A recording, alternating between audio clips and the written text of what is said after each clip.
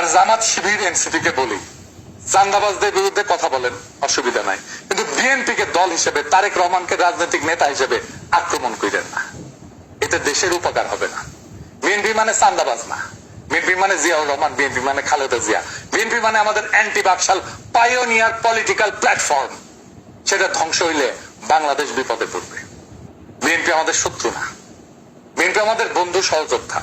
তার উপরে অভিমান হইতে পারে, কিন্তু ঘৃণা করা চলে না। রাজনৈতিক বিভ্রান্তি থাকতেই পারে, কিন্তু বিভেদ ডেকে আনা যাবে না। বিএনপি এই জাতির স্বতন্ত্র চেতনার এক অবিচ্ছেদ্য অধ্যায়। তারেক রহমান ভুল করতে পারেন, কিন্তু বিএনপি কে পুঙ্খানুপুঙ্খভাবে বাতিল করা মানে এদেশের গণতান্ত্রিক ধারাকে দুর্বল করা, এদেশের ফ্যাসিবাদ বিরোধী, ভারতীয় আগ্রাসন বিরোধী লড়াইকে দুর্বল করা। আমাদের শত্রু কিন্তু একটাই, ভারত সমর্থিত হাসিনার ফ্যাসিবাদ। সে জায়গায় দাঁড়ায় আমরা যদি নিজেদের ঘরে আগুন লাগাই, তবে মুক্তি আসবে না বাংলাদেশের মানুষের, আসবে বিভ্রান্তি আর ধ্বংস।